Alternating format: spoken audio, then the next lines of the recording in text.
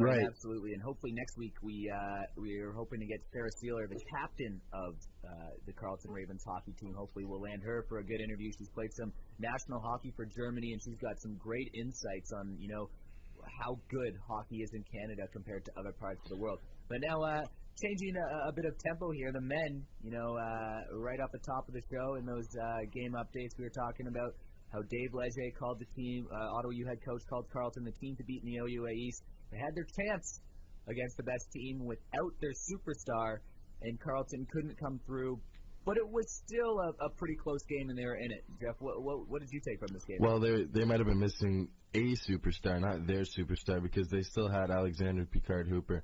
But, no, I thought Carleton played very well for a road game, and as we'll hear from Marty in his interview soon, McGill's probably the most difficult place to play in the OUA East. And to get back to the point you were making earlier about the divisions, I think all the best teams in the CIS are out west, no doubt. Out east, I'd say. Well, okay. UNB, the New Brunswick team, has just been on fire. Right, and they're the new number one, right?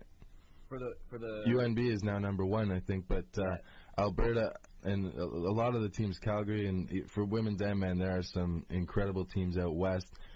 But certainly Quebec is a hockey hotbed as far as CIS hockey goes in Canada, and I think that McGill is just. And Marty was saying it's not just because of the numbers that come out there. I mean, you get a lot of fans in Nipissing going to the game, thousands of them. They don't get, 3,000 in McGill. They don't have the biggest numbers. It's the intimidation factor. It's knowing that they're the best team in the OUA East. It's knowing that they're 18, 19, 0-2 coming into the game and they haven't lost. It's knowing, hey, these guys don't lose at home. It's those kinds of things. And then it's going along with the common obstacles that you're going to come up with going on the road. And overall, it's just the intimidating factor. When you go into McGill, you don't think you're going to win. And, that's how it is. And even Marty was saying that. And I think that for this Carleton team, for them to be successful there, they have to have the confidence and go in there and think they're going to win. And, as Marty said, you have to be able to go into any place on the road and think you can win. And this Carleton team, they did that this week. They were right there with McGill. They were head-to-head with McGill. They beat Concordia. There were snowstorms. There's, a lot of obstacles they had to go through. Tough traveling to Quebec, and they're going back this week. So, well, I think just a couple minutes ago we were talking about the women's hockey team, and it's many of Carleton, the Ravens players' first time playing against some of the best players in the world in CIS women's hockey. And I think it's kind of the same thing with the Ravens men going against McGill. This is their first time playing the best team in the OUA East, and they did what they had to do this game. They kept pace with them, because if you look at McGill's two previous losses in overtime, both Brock and UQTR, who beat McGill in their two losses, kept pace and scored late goals in the third period. And Carleton was in the game until midway into the third. They were close midway into the third period. And 41 shots as well. Yeah, 41 shots. They got a lot of shots, just like UQTR and Brock did.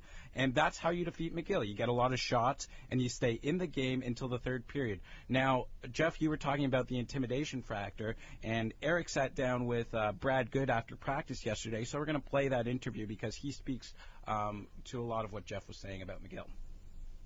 Brad, obviously just so close against McGill over the weekend. What does it take to beat these guys? Well, I mean, they're a high offensive team, and they're number one for a reason, but we had it close the whole game. We were up after the first period, and, a lot of times with them it comes down to the special teams battle, and if we can keep it 5-on-5 and win the special teams, we have a great chance. All right, so and then you had that the game against Concordia on the weekend, and you had that big overtime winner. How much does it mean to not get let down after losing to a top team like that, playing a team below you in the standings? Well, I mean, the standings are so tight right now. A couple points separate 3 or 4 different spots in the standings, so it's tough to lose 2 in a row in this league right now. So, it was huge to get the extra point out of that game, especially playing team in our conference. So you guys going to work on anything different for Wednesday night's game against McGill? Well, I mean, we usually just watch some video and go over some of the details. So we played a strong game. It was just a couple bounces here or there, so I think we should stick to our game plan. So, as a defenseman, you can probably speak to this. How do you go about shutting down, the Veropals? I know he didn't play on Friday night, but maybe he'll be back in the lineup, and even the Evan Bostons, and just so much talent on that team. Well, I mean, you're obviously conscious of when they're on the ice. They're top offensive guys in the league, so you're paying attention. But other than that, you don't want to lose your focus too much just by worrying about them, because it's a well balanced team over there. But you just pay attention when they're on the ice. That's for sure. All right, and after your win 8-0 in that opener of this year here, Dave Leger, coach of the Auto GVs, called you guys the team to beat in the OUA East. How do you guys feel about that sentiment there? Well, that's very complimentary. We've been getting better every year. We haven't missed the playoffs in the 4 years that I've been here. And, like I said, we get better every year, and we just, we knock on the door in the playoffs. Now this year it's time to kick it over. So that's what we're looking to do, and it'll take beating the teams ahead of us. All right, thanks a lot, Brad. No problem. Brad. All right, that was Brad Good, captain of your Carleton Ravens. I had a chance to sit down with them. It's about 20 past the hour. Here you're listening to Ravens Hockey Live, and Jeff, right there, I think Brad Good said a lot of good things about kind of the nature of this team. And, even talking to him a bit before and a bit after that interview, and even watching them at practice, how loose they were. I mean, this team at the same time seems very, very focused. And he said some really good things there.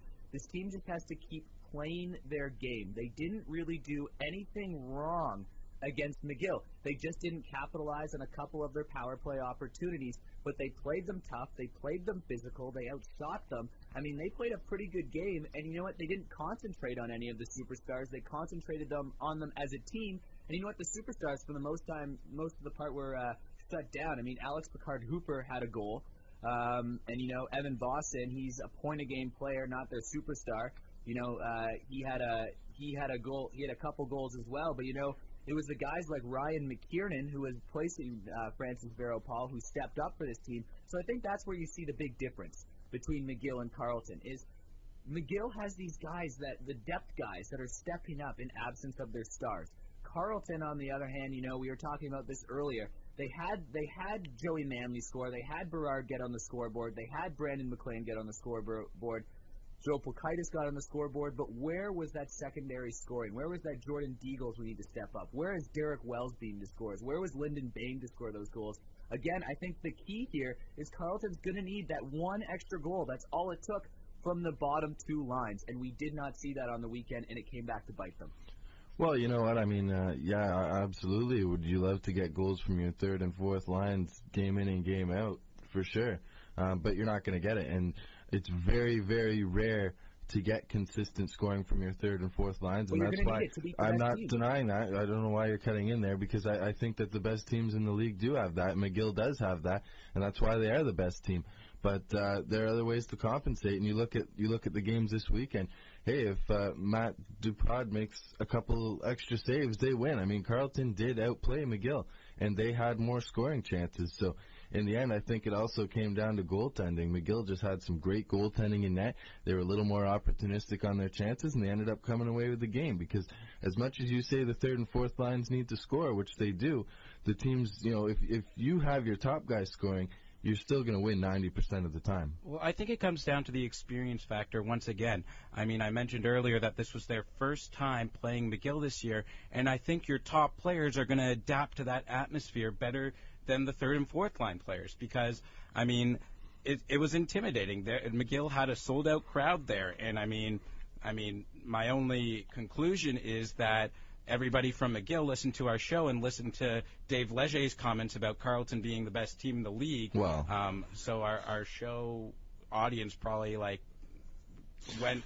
bananas, because it went from my mom and dad to everybody at McGill who wanted to show up and intimidate Carleton. And I mean, just what I said, you're going to have guys like Brandon McLean and Joe Plakaitis, who are naturally natural goal scorers, adapt to that atmosphere quicker than the third and fourth line players. So I expect a bigger game from those third and fourth line players, from our secondary scoring in the next game against Absolutely. McGill. Yeah, but it's not like Barrett's, the Tyler Taylors, Lyndon Bain.